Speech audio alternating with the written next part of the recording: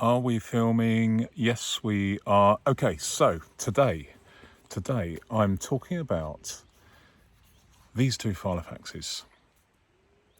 One of them is a Guildford Mini Extra Slim. The other one is another Guildford Mini Extra Slim. And I've mentioned these before because I have been looking for a second one of these for quite some time, and a month or so ago I acquired a second one in almost new condition. So why have I got two? Well, apart from the fact they, as you've heard me say before, they are as rare as hen's teeth.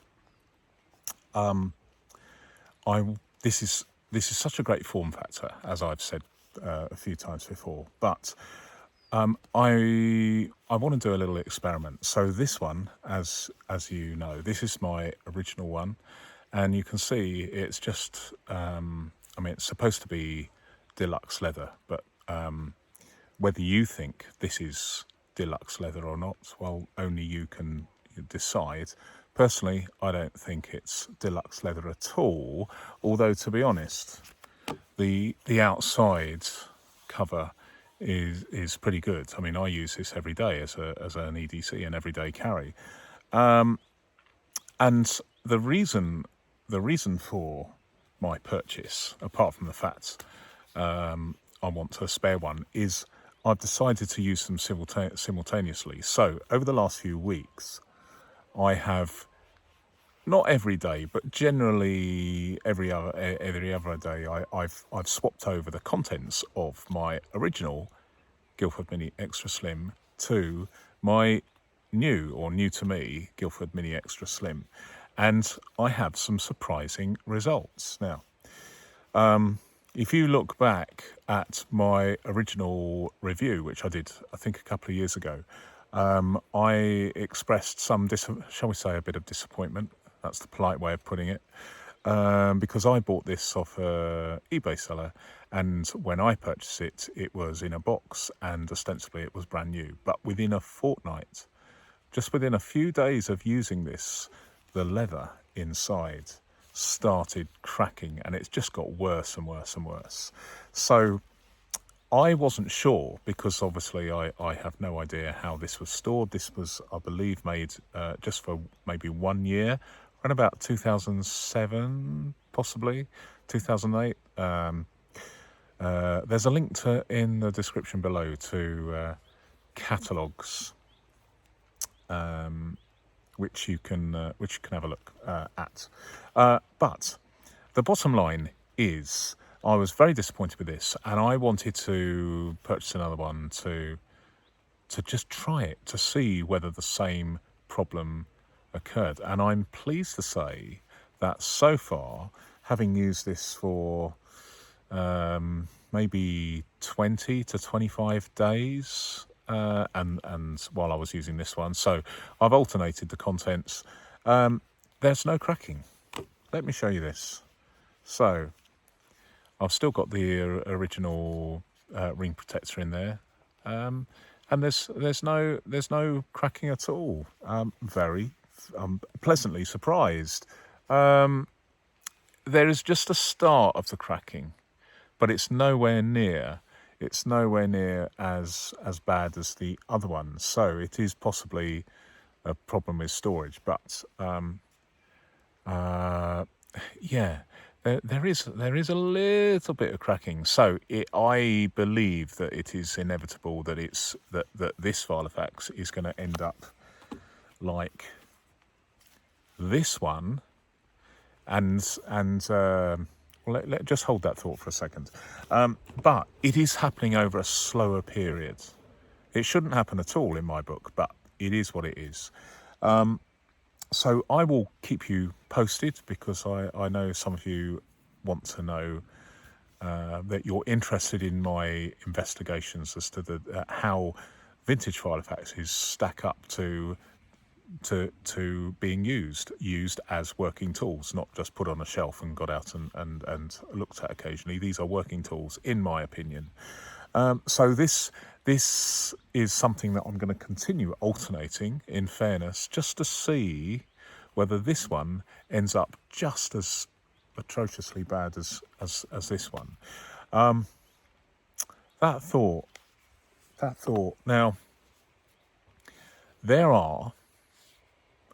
I may be unlucky. It's purely anecdotal evidence and circumstantial. But the bottom line is that, as many of you will know,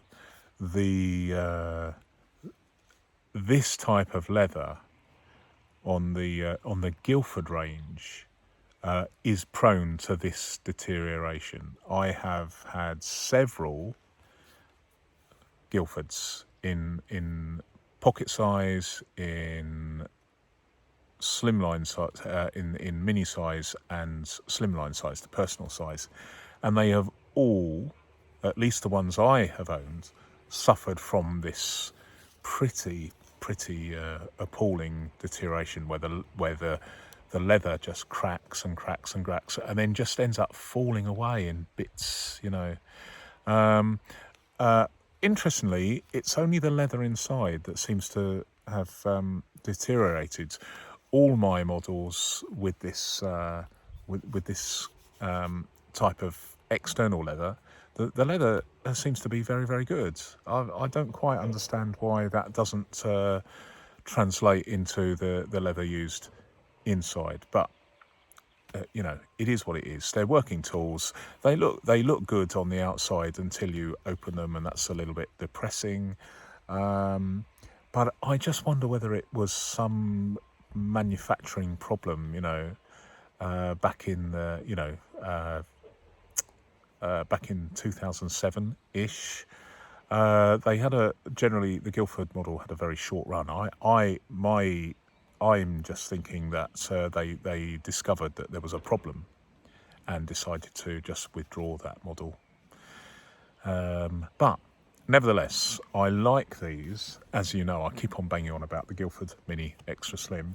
But I'm gonna keep you updated occasionally, maybe every couple of months, to see, because we have got a situation where myself as a user is using these every day, or in this case every other day, and I'm using it in anger. I'm getting it in and out of my pocket all the time. So we will see how a currently pristine model, albeit the fact that I've used it for 25 days now, and there's definitely a little bit of cracking there starting. So it's the start of the rot setting in, as it were. But nevertheless, I'm going to persevere, and and I'm already on the lookout for another one to replace this one when that replaces this one, etc. So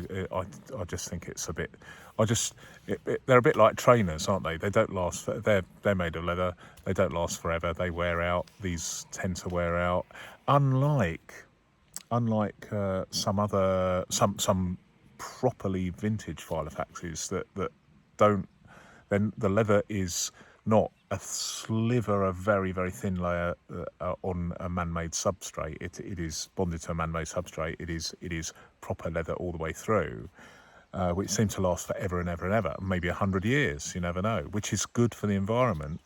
Not good if you're a vegan, obviously. I do appreciate that not everybody wants like a leather filofax, but I'm okay with it. But I will keep you posted. In the meantime, I'm going to carry on my hill walking in the forests and mountains here. But I just thought it'd be great to get out of the house and do an al fresco video. I'm going to brew myself a cup of tea in a minute. But thank you for watching, and until next time, goodbye.